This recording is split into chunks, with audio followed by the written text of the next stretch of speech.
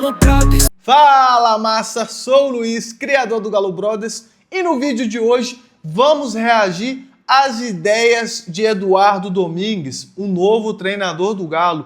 Vamos assistir um vídeo do canal Futebol Máximo. Se você ainda não segue esse canal, te recomendo seguir porque é um ótimo canal sobre análise.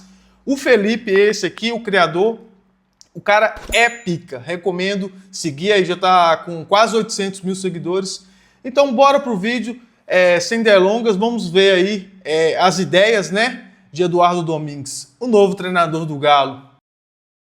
Quem raios é Eduardo Domingues? Eu sei que você estava esperando esse meu vídeo e eu quero começar essa história largando logo uma pedrada. O Eduardo Domingues não tem nada a ver com o Sampaoli, beleza? Pra galera... Isso aí é bom porque eu vi muita gente falando, é mais um Sampaoli, é mais um Kudê, e muita gente reclamando também, falando, eu não quero mais saber de argentino não, mas também, né, passou vários argentinos e não deram certo, mas tomara que esse aí...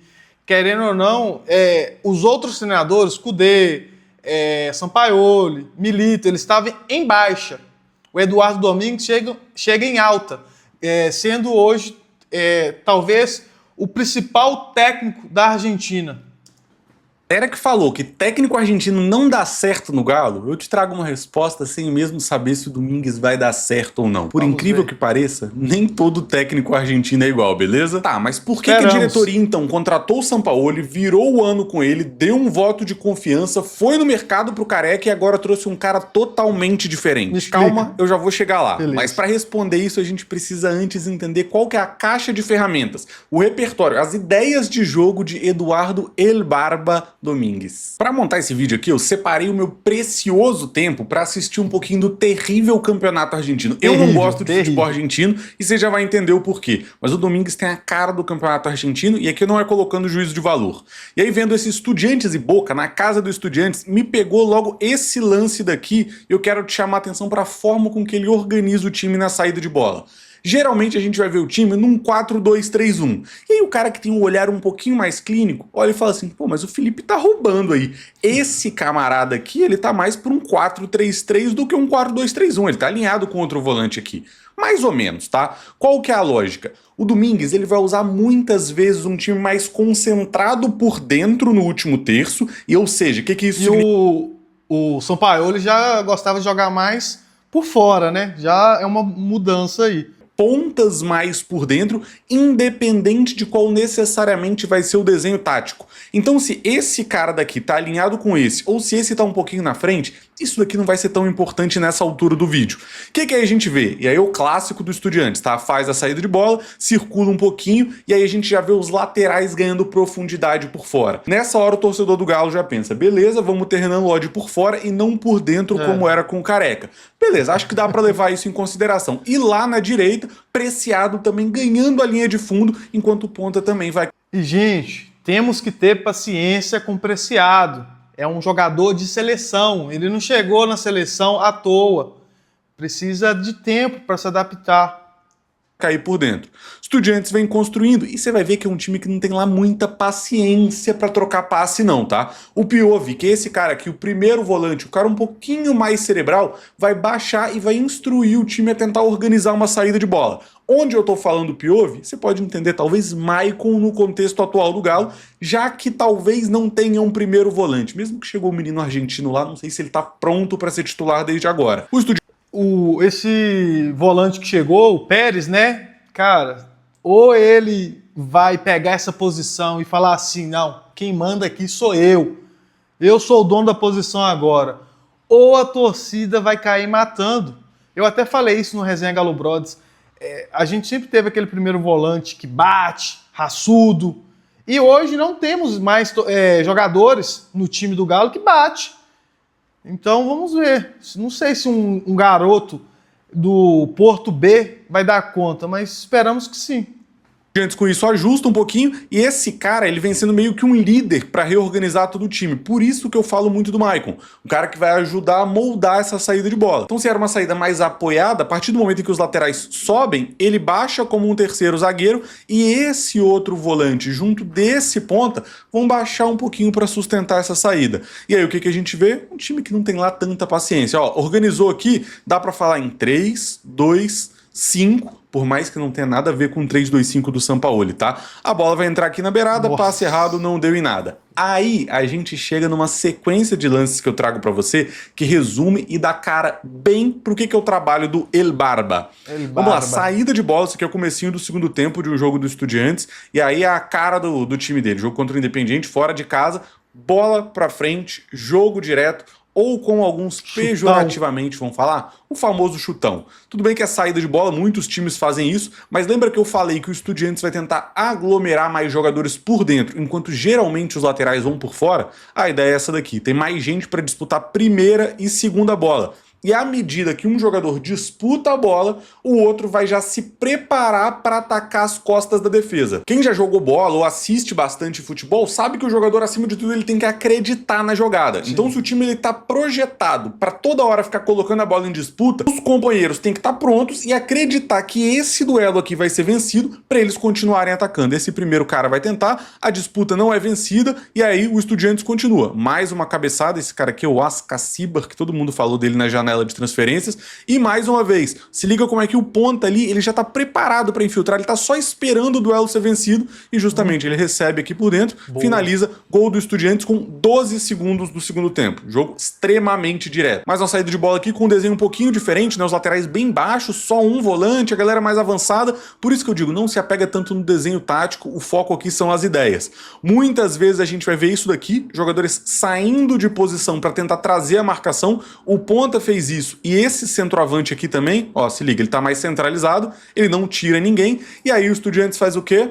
Vamos levar o jogo pro duelo. Bola longa. Pelo jeito, vamos jogar com muita bola longa para tentar vencer essa disputa. E o que acontece? Bola pra frente, esse cara aqui é o camisa 10, é o Medina do Estudiantes, e esse cara aqui na ponta é o Cetré, um ponta, então mais colado na lateral. Você vê como tem algumas variações, não é aquele desenho estático e previsível, entre muitas aspas, que o Sampaoli fazia. Disputa, e aí o time já começa a acreditar. Eu acredito que o Medina vai vencer esse duelo, e o Cetré já começa a infiltrar nas costas da defesa, onde ele vai receber o passe do Medina, cruzamento no segundo pau, gol do Estudiantes contra, acho que é Central Córdoba aqui. Mais um lance, ó, a mesma lógica aqui vai aparecer de novo, né? Só com um volante, a saída com os laterais um pouco mais baixos e o time se projetando pro ataque. Ó, na hora que tem essa bola, que a gente vai chamar aqui de bola descoberta, e isso vai ser importante também quando for falar da fase defensiva, então decore aí, bola descoberta, é essa bola que não tem ninguém pressionando, que você tem mais tempo e espaço para pensar. Estudiantes teve essa bola, olha como é que os atacantes aqui na frente começam a se aglomerar, juntar para preparar já para uma bola longa, para um duelo. Todo mundo preparou, o zagueiro conduziu, foi tendo espaço, ninguém enfrentou, esse cara até recua, camisa 10, acho que é um ponta, que ponta direita. Ele vai se despegar aqui do fundo que ele afundou e agora vai tentar gerar essa linha de passe. Não recebe, quem recebe é na frente e aí o time começa mais uma vez a tentar essas infiltrações nas costas da defesa. Bola de lado e esse ataque, ele é até um ataque mais bonito do que a média porque o time vai trocando de pé em pé. Mas o que eu quero que fique nesse lance? O Estudiantes foca em ter ataques diretos. Se é pelo chão, se é por cima, se é pelo lado, pouco importa. O foco... então o Galo vai ser a mesma coisa. E o famoso chutão. Já passou alguns treinadores assim no Galo. É aquilo, né? Torcer para que funcione. É atacar rápido, independente se é com poucos ou muitos passes, para estar sempre atacando. Nessa daqui o Estudiantes vai trocando passe, vai trocando de corredor, começa lá na esquerda, vai terminar aqui na direita. Nossa. E aí, meu amigo, isso daqui não tem tática, já é né? qualidade. Que é qualidade individual na finalização mesmo. Ó, então o que a gente tem aqui? O 4-2-3-1, ou às vezes um 4-3-3 que o Domingues monta, mas que pouco... Só dele não jogar com 3 zagueiros já tá ótimo. Não importa qual que é o desenho tático. O que a gente vai ver geralmente? Principalmente porque a gente está hoje com 2 jogadores nível seleção, né? O Lodge é nível seleção e o Preciado está na seleção.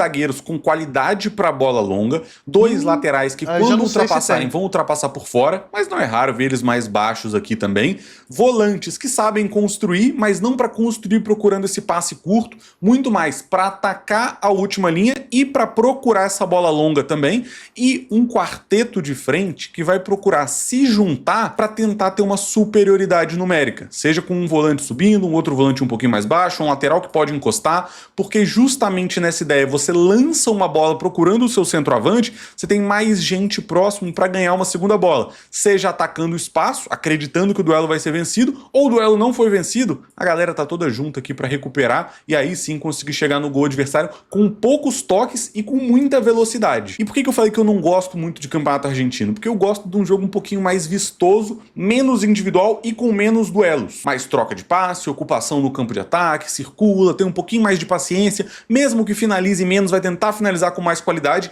Eu sou mais dessa vertente Sampaoli, mas não quer dizer que essa vertente Eduardo Domingues está errada, muito pelo contrário. Tem gente que prefere Guardiola, tem gente que prefere Simeone, e vai ter título para ser vencido por um modelo ou por outro modelo, e quando um encontra o outro... Mas o Guardiola ganha muito mais títulos, né? E o Sampaoli aí, infelizmente, assim, a penúltima passagem dele, até que foi mais ou menos, né? Ele conseguiu montar um time que foi base para ser o campeão de 2021. Ano passado ele teve os méritos, ajudou bastante o Galo até escapar de um possível rebaixamento. Ele teve os méritos. Mas pela grandeza do Galo, o que a gente espera do Galo foi muito pouco. E todos os treinadores que passaram, óbvio, teve alguns como o Milito, que sofreu por não ter peças. Na final da Libertadores entrou o nosso lateral Mariano, Vargas e Allan Kardec.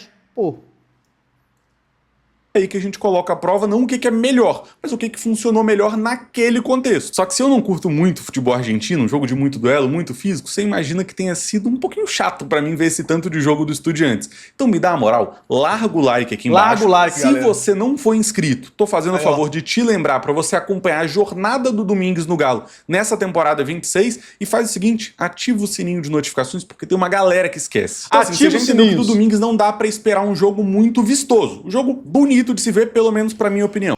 E todo mundo que eu vi falando sobre ele falaram sobre isso. Que o torcedor atleticano não precisa esperar um futebol bonito que não vai ter. Mas é aquilo. Importante é caneco, levantar o caneco. Se a gente conseguir fazer um time jogar... Porque Sampaoli aconteceu o seguinte, tinha jogo que você falava, nossa, o time parece que tá até treinando, que tá jogando, mas tinha jogo que, pelo amor de Deus, igual contra o Remo. Então, é aquilo. Não adianta você querer fazer um jogo lindo e não ganhar o jogo. Mas dá uma olhada nesses números aqui, que interessante. Ó, esse daqui foi o desempenho do Estudiantes no ano passado, 2025, quando o Estudiantes, inclusive, foi campeão argentino. E aí, olha que interessante, média de passes certos do Estudiantes, 80%. Eu considero esse número baixo. E qual que é a minha referência? Quando eu olho pro Campeonato Brasileiro, a gente fala de uma média de, geralmente, 85% de passes certos. 80% no Campeonato Argentino é considerado um número bom. A média lá é mais baixa, 76%, justamente porque procura um jogo mais longo, um jogo mais direto, de mais duelo, e que naturalmente vai ter menos passe certo. Aí outros números curiosos também, que casam muito com esse choque que o Domingues vai encontrar entre futebol brasileiro e futebol argentino.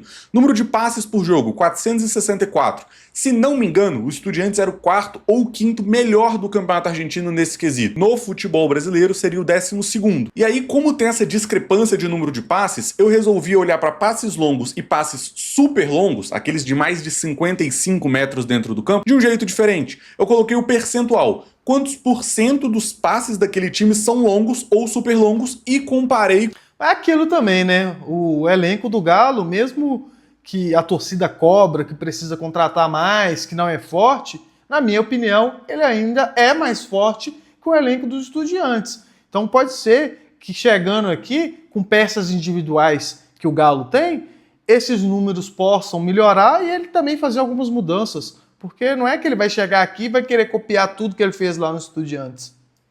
Com os times do futebol brasileiro. 6,33% dos passes do time argentino são passes longos. Isso colocaria ele em 7º no Campeonato Brasileiro, pertinho ali do Palmeiras, que ficou bem estigmatizado nesse último ano do Abel. Passes super longos, 2.03, ou seja, seria o 6º no Campeonato Brasileiro. Ali mais ou menos junto de Bragantino, Ceará, Vitória. Já tá melhor que o Sampaoli, vamos ser sinceros, hein?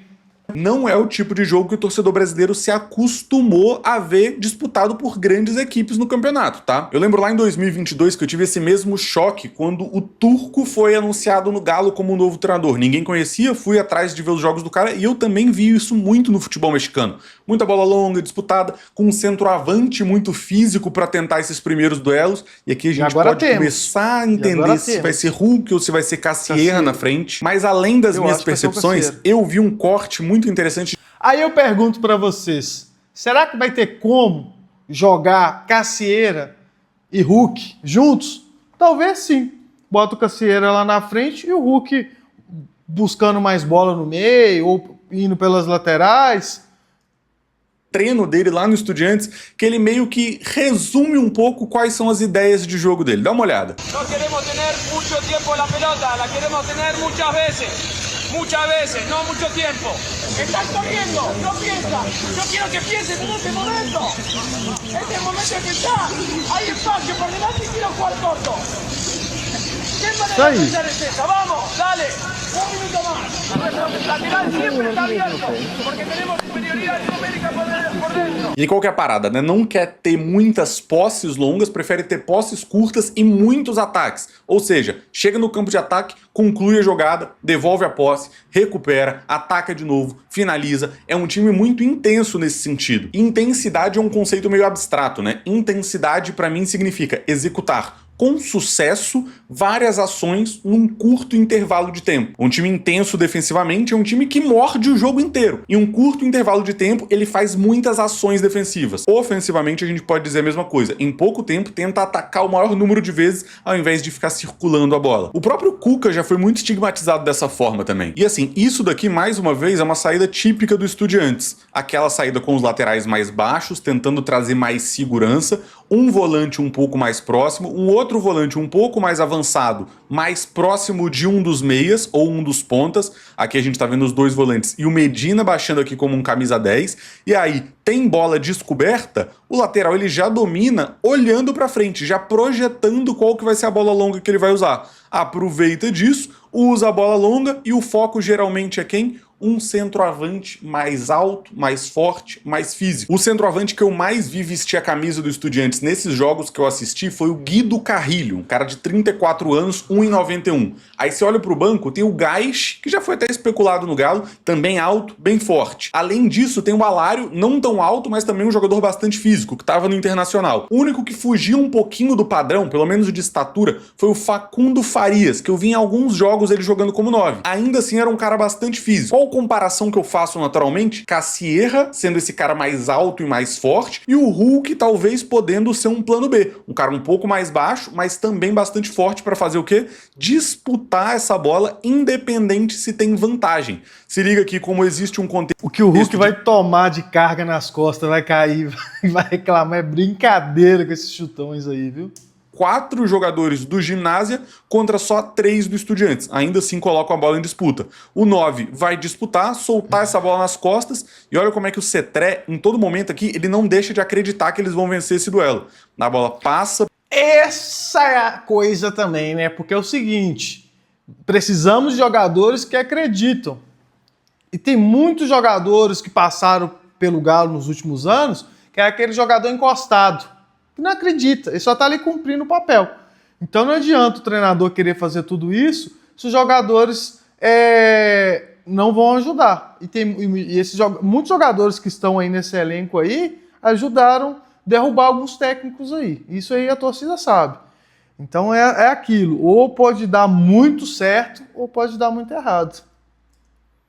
Pelo centroavante, e ele nem vai nem dominar, vai soltar o passe de primeira num outro cara que acreditou que essa bola ia ser vencida. E aí, por um detalhe, o goleiro até adiantou bem aqui, o Estudiantes não consegue concluir a jogada. E aí, na hora, bicho, me veio esse... Eu não sei se eu gosto desse tipo de futebol, não.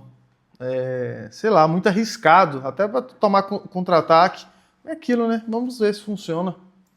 esse jogo aqui do ano passado, Estudiantes e Flamengo na Libertadores, que teve muito disso também. Olha, esse jogo foi bom. Solta essa bola longa no finalzinho do primeiro tempo e olha como é que acumula jogadores por dentro para tentar brigar por primeira e segunda bola, e um cara aqui no segundo pau, que é o lateral esquerdo, com muita chegada na linha de fundo, é o cara que vai estar pronto para fazer essa infiltração, o cara que vai acreditar nos movimentos. A bola é disputada, o Carrilho é quem disputa aqui com o Léo Ortiz, a bola meio que é vencida, não tão certeira assim, ela sai em disputa, sobra no Benedetti, esse lateral que ultrapassou, e aí ele larga uma patada, e para mim tem uma falha do Rossi também, mas que independente da falha, conta com vários conceitos do Domingues nesse gol. Teve esse outro gol aqui do Benedetti ainda, que estava impedido, acho que vocês vão lembrar bem, né? O Léo Ortiz ele faz a linha de impedimento muito bem aqui, o Benedetti lateral esquerdo de novo, pisando na área para fazer o gol, mas eu quero mostrar o comecinho da jogada. O Flamengo atacou, o Muslera faz a defesa, em vez de tentar distribuir curto, tentar sair construindo aqui, o jogo estava empatado, ele vai fazer o quê?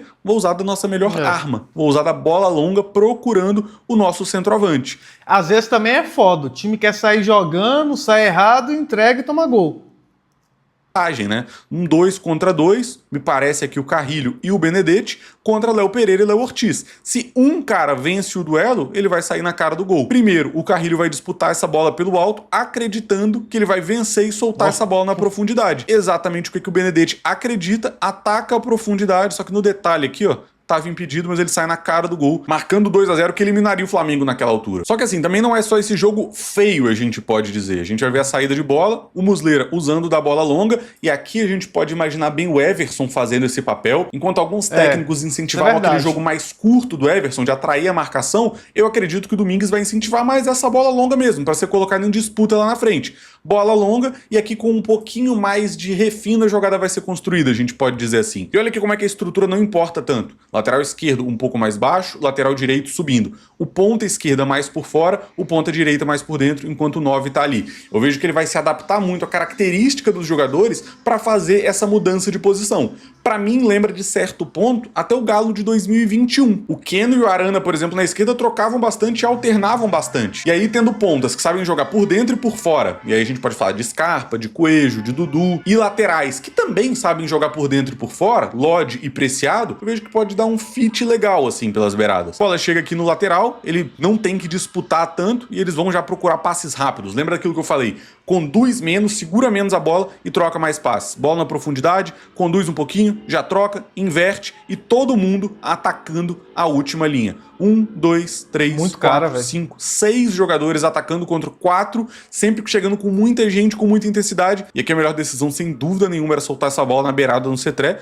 O lateral esquerdo, que pisou agora no campo de ataque, vai tentar essa patada e quase que marca. Acho que a bola bate até na trave aqui contra o Cerro Porteño, também pela Libertadores. Só que essa intensidade ofensiva, de um jogo de poucos toques e muita verticalidade, ela não se limita para o lado ofensivo dos times do Domingues. Tanto no Colón quanto no Estudiantes, ele preza muito que os jogadores dele estejam 100% ligados no jogo. Intensidade é uma parada que ele não abre mão e é aqui onde eu acho que ele pode ter mais dificuldade nesse começo de trabalho no Galo. Ao mesmo tempo, se ele resolve o maior problema do time também. Ó, esse lance aqui contra o Boca é bem maneiro porque é um ataque bem vertical, bem rápido do Estudiantes, mas quando eles perdem a bola, olha a contrapressão já chegando. Quem tá perto, mais importante do que os encaixes, o foco é pressionar o portador da bola. Não conseguem com tanto sucesso, a bola é adiantada e aqui vocês vão ver uma sequência de disputas que o Estudiantes coloca com um principal objetivo: evitar que o adversário tenha bola descoberta. Lembra do que eu falei lá atrás? Bola sem pressão é gatilho para lançar na profundidade? O Estudiantes usa isso como arma e não quer que o adversário use isso como arma. Então ele está sempre levando o jogo para o confronto para que ninguém tenha esse tempo e espaço para fazer o lançamento. Ó, a primeira oportunidade já com a pressão nas costas. A bola sobra na beirada e, de novo, vai chegar para pressionar para evitar que eles tenham tempo e espaço. Tem que retornar, mais um que sobe para pressionar e a cobertura já vai... É isso, vamos ver se os jogadores do Galo vão querer ter essa vontade de morder o tempo todo, porque você vê, perdeu a bola para cima para tentar recuperar. E tem muito jogador aí andando. Chegando aqui também, tudo para evitar que o Boca tenha espaço. O 5 domina, ele vai tentar um lançamento, ó, o 30 aqui já começando a atacar, e a marcação já chega colada. Mais uma vez, a marcação chega colada, eles recuperam a bola e vão tentar atacar verticalmente. Atacar muitas vezes, mais do que ter posses longas. E aí, falando do desenho de marcação, a base é o mesmo 4-2-3-1 que vocês viram ofensivamente. Só que, Com a mesma lógica, o desenho vai ser o que menos importa. O Domingues instrui os times dele a marcarem individual. Nesse caso aqui vai parecer um pouco com o que o Milito fez no Galo, um pouquinho do que o Sampaoli faz também. Então a gente vai ver esse 4-2-3-1 e mais do que essa estrutura ficar parada, a ideia é que cada um pega o seu. Aquela famosa regra que você já escutou que não pode sobrar ninguém, né? Aqui o Boca vai tentar fazer a saída de bola, todo mundo tá encaixado, o zagueiro tem que tentar um drible e ele vai se complicando, a pressão vai chegando até que a bola sobra aqui na beirada. E aqui mais uma vez o Estudiantes induz o Boca a ir pela beirada, o único caminho que eles vão ter e todo mundo tá encaixado. Não tem espaço pro Boca sair jogando. Até que em algum momento, com toda a pressão, o Boca é forçado ao erro, o Estudiantes recupera essa bola dentro da área e vai tentar a finalização, não com tanto perigo, mas que imagina que se você faz isso o jogo inteiro, e aí você precisa ter um time disposto, que compra a ideia e que fisicamente consiga... É o que eu falei. Aí agora também não adianta a torcida, não funcionou, manda embora. Tem que começar a cobrar dos jogadores também, entendeu? Fazer, em algum momento isso aqui vai dar certo e pode render pontos importantes ao longo da temporada. Não à toa o Domingues conquistou o que conquistou na Argentina. E aí esse lance aqui contra o Flamengo, ele meio que resume o lado defensivo com o lado ofensivo, um colado no outro. Time baixo, não prioriza todo momento pressionar lá em cima, às vezes vai baixar um pouquinho mais, vai fechar o corredor central, vai tentar tirar esse espaço. O Flamengo coloca a bola em disputa. Nesse aspecto, o Estudiantes era infalível. A bola sobra e, em vez de tentar construir de pé em pé, dá-lhe bola longa, vamos colocar em disputa. Disputa aqui com o Léo Ortiz, que fica meio perdido, e o Estudiantes quase que consegue armar um ataque aqui perigoso. Acaba que o Flamengo vai conseguir fazer o corte. Ó, mais um recupera e acelera. Ó, o Ginásio chegando, todo mundo encaixado, marcação individualizada, vem incomodando, vem tentando tirar essa bola. É aquilo também, né? Campeonato argentino, se eu não me engano, são 30 times, tem muito time fraco. Aí tem que ver se isso vai funcionar contra o Palmeiras, contra o Botafogo, contra o Cruzeiro. Descoberta, dominou, o cara já tem a pressão no cangote, mais um domina, vai ter bola descoberta? Não vai, o Cetré incomoda, e aí recuperou, vamos verticalizar. Ó, como antes desse cara dominar, a galera já tá começando a acelerar pela beirada. 3 jogadores começam a atacar, o time circula um pouquinho e bola nas costas da defesa. O 10 domina e 1, 2, 3, 4, 5 jogadores vão procurando acelerar, agora com o lateral por dentro, com o ponta por fora. Pouco importa isso, o foco são as dinâmicas, e a equipe vai procurar mais uma vez colocar a bola em disputa. Foca que o Estudiantes vai focar muito mais em colocar a bola em disputa ou no espaço do que propriamente o passe no pé. Bola disputada de cabeça, o camisa 4, foi até contratado pelo Bahia recentemente, vai colocar lá na área e tentar levar perigo pro Estudiantes tentar marcar. Eu falei de duelo, vamos olhar uns números aqui então comparando agora o Estudiantes com os times brasileiros em duelos aéreos por jogo. E essa daqui é a principal tabela dos times que mais tiveram duelos aéreos no Brasileirão 2025. Vitória em primeiro, Palmeiras em segundo, Bragantino, e aí teria o Estudiantes na frente do Atlético Mineiro. Eu acho que o Galo aqui ele teve um pouquinho desses números altos por alguns motivos, né? O time teve dificuldade de adaptação ali no meio da temporada quando chega o Sampaoli,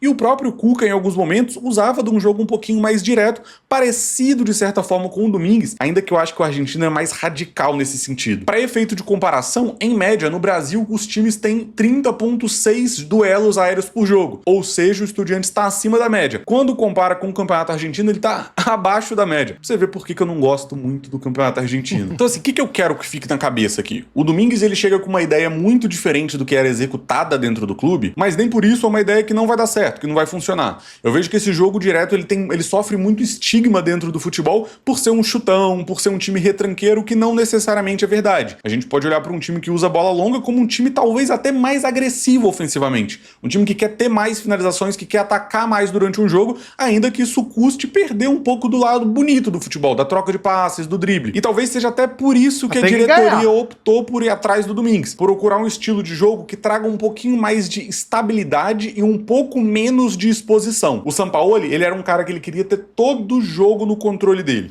Não, o Sampaoli ganha de 5 ou ele perde de 5. A vontade dele é essa.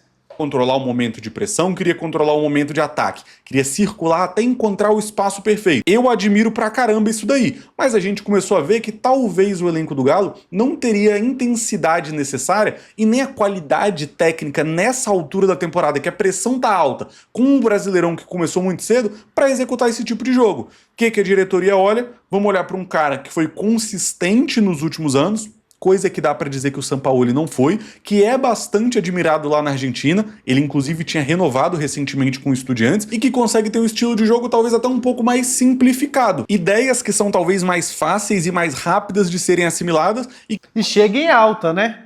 Como eu falei, os outros treinadores argentinos que passaram não chegaram no Galo em alta, e o Eduardo Domingues chega em alta.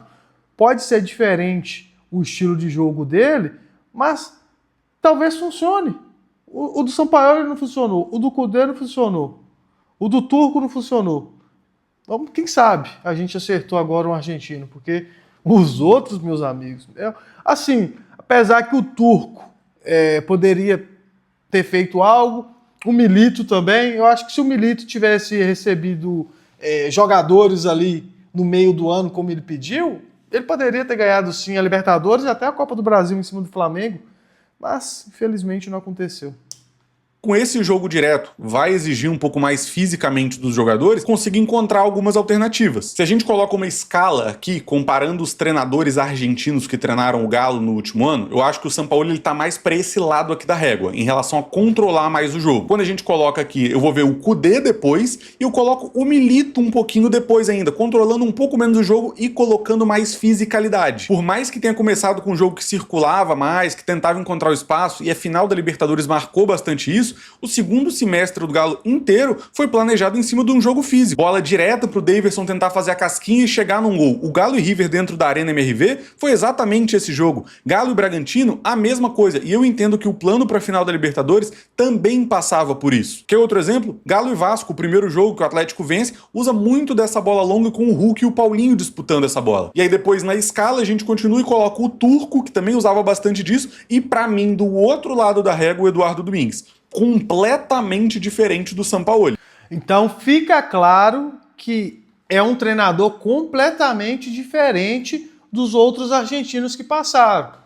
Então tomara que funcione. E funcionou na Argentina, funcionou no Estudiantes. O cara ganhou 3 títulos lá no Estudiantes, ganhou pelo Colón, que foi o título mais importante do time, a Liga Nacional da Argentina. Então o torcedor atleticano ele tem sim que acreditar, porque está chegando um treinador em alta. No último jogo contra os Estudiantes, o cara saiu do campo aplaudido. O lance aqui ele resume bem e chega a ser até um pouquinho caricato. Os Estudiantes vem pressionando, a última linha lá atrás ela é um pouquinho mais estável, ela não persegue de forma tão profunda. Esse cara, por exemplo, não está acompanhando tanto esse do Boca, eles focam em proteger um pouquinho o espaço, isso o Sampaoli fazia bastante também, enquanto na frente o foco é totalmente nos encaixes, cada um pega um. E aí olha que curioso, esse camarada daqui, o Burgos, ele é um ponta, e ele baixou praticamente como um lateral, porque nessa de perseguir na individualidade, ele vai vir virar um lateral porque o Barinaga, o lateral direito do Boca, subiu aqui. Então se ele sobe, eu vou acompanhar junto. Se ele baixa, eu vou acompanhar junto. E aí quando o Estudiantes recupera a bola, qual que é a ordem? Verticalizar. Talvez até com certo exagero, né? O lateral nem tem tanta vantagem, ele tá no meio de 3 jogadores e ele vai colocar no duelo físico. Bate o primeiro, quer bater os outros 2 ou 3, 4 contra 1 por aqui na velocidade e quando o jogador despega, ele solta o passe no carrilho por dentro, que recebe na cara do gol e perde a oportunidade. E aí quando a gente volta pra nossa prancheta, eu imagino que esse daqui tende a ser o time do Domingues quando ele for comandar o Galo. É a versão indiscutível, Preciado e Renan Lodge, pelas características que eu comentei, jogadores que sabem baixar nessa saída de bola, mas também têm chegada na linha de fundo. Eu acredito que na escolha de um jogador pelo outro, a intensidade vai ser meio que um ponto de... Assim, nesse time aí, eu trocaria o Alonso. O Alonso, infelizmente, já não tá dando. Jogou muito 2021, mas depois disso, muito abaixo. Torcer pro Lianco voltar logo. Agora, o restante do time, tá bom, cara. O Dudu tá jogando muito. O Lodge, top 3 lateral no Brasil. Preciado, lateral de seleção. Cuesta joga muito, precisa acertar mais, mas joga muito. O Hulk, não precisa falar nada. Cassierra, tamo aí torcendo demais. Vitor Hugo jogando muito. O Maico tem muito potencial. O Alan Franco, não precisa nem falar, joga demais. Então, assim, o que a gente precisa urgente hoje é de um zagueiro. Desempate. Então a gente olha Lianco e Alonso, Acho que pela esquerda não tem tantas opções, e você vai ver que a escalação também não traz grandes novidades, porque não tem muito para onde fugir. Maicon, que eu acredito que pode ser esse cara que baixa para a saída de bola, ou o Alan Franco baixando também, e eu coloquei o Franco, porque eu acho que dentre desses volantes, é o volante que talvez melhor corra para frente, o cara que melhor chega para tentar pressionar, e o cara que já fez bastante disso com o Sampaoli, por mais que não viva dos melhores momentos, é um cara que pode tentar incomodar nesse sentido.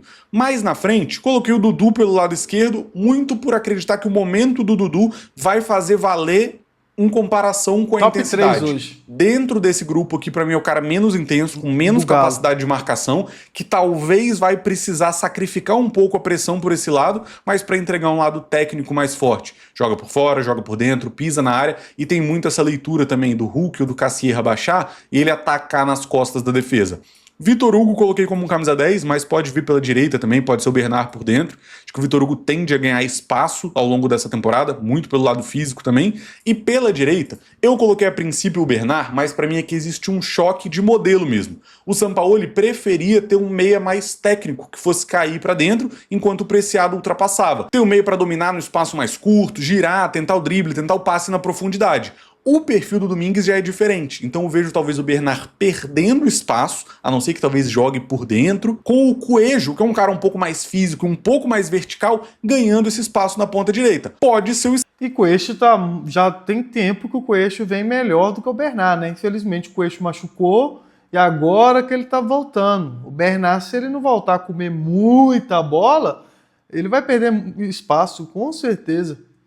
Scarpa também, outra possibilidade que pode acontecer, mas por característica, meu palpite aqui é que vai ser o Coelho no longo prazo. Mais na frente, aqui eu acho que depende um pouco de desempenho, né? É difícil falar. O Hulk, ele costuma estar na frente por questão de idolatria, fisicamente entrega bastante, ele vai ter mais o perfil do Facundo Farias, que eu falei no início do vídeo, enquanto o Cassierra é o cara que tem mais o perfil que agrada mais o Domingues, mais alto, mais forte, para vencer o jogo por cima e que também rompe nas costas da defesa. E aqui mais um choque de modelo, né? Enquanto o Sampaoli talvez quisesse um 9 mais falso 9 para baixar e ajudar a construir, eu vejo que o Domingues ele quer um cara mais estático, mais físico, mas que também rompa nas costas da defesa. O perfil de quê? De um segundo atacante, como o Sampaoli ajudou a descrever o Cassierra. O cara que pode ser pivô, mas que também faz essa ruptura nas costas. É o tipo de futebol que eu mais gosto? Não é, não vou mentir para vocês, mas acredito que pode funcionar nesse Galo e é importante a gente fazer um alinhamento de expectativas. Não imagine o Galo dando show no estilo vistoso de jogo. O jogo é mais direto e mais físico mesmo. E todo modelo de jogo tem pontos fortes e pontos fracos. Porque eu acredito mesmo que no saldo disso tudo, por mais que a torcida goste de troca de passe,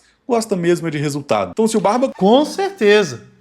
Não adianta ficar lá tendo 700 passes e não conseguir ganhar do Remo, entendeu?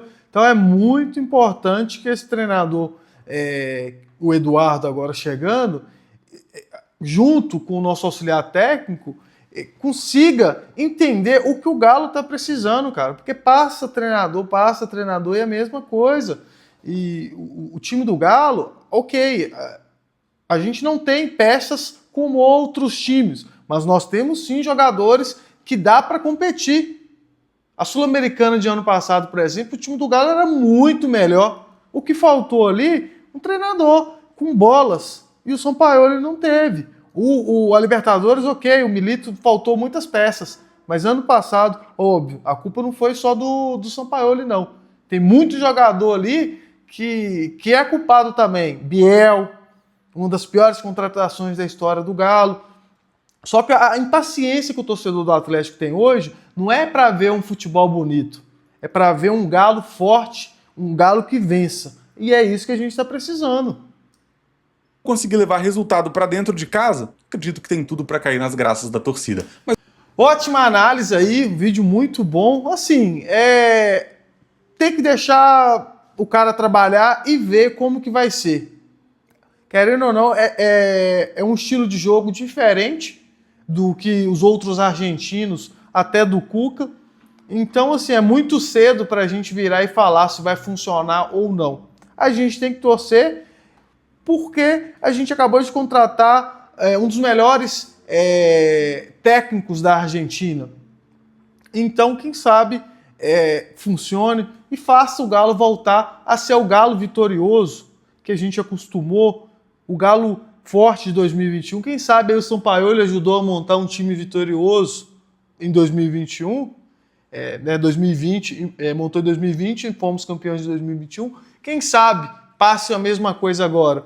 Ele ajudou aí, trouxe o Vitor Hugo, que ninguém esperava nada, outros jogadores também. Quem sabe agora com o Eduardo Domingues a gente consiga aí ganhar a Sul-Americana esse ano, ir para a Libertadores e ano que vem ganhar uma Libertadores. O torcedor tem que acreditar.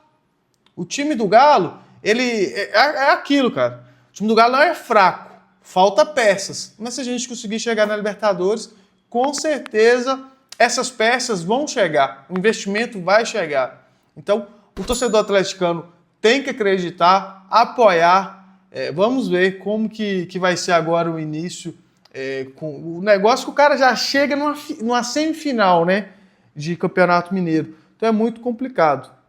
Mas é isso. Uma ótima análise aí. Mais uma vez, quem não segue o canal Futebol Máximo, bora dar essa moral aqui, porque o cara é brabo nas análises. E para você que chegou até aqui, assistiu o vídeo completo, muito obrigado. Se inscreva no canal, dá essa ajuda pra gente do Galo Brothers, que estamos começando o projeto aqui no YouTube. Ative o sininho, se inscreva lá também no nosso Instagram, se você ainda não conhece a nossa página do Galo Brothers. Estamos chegando a 163 mil seguidores. Então, muito obrigado por assistir esse vídeo e até o próximo vídeo.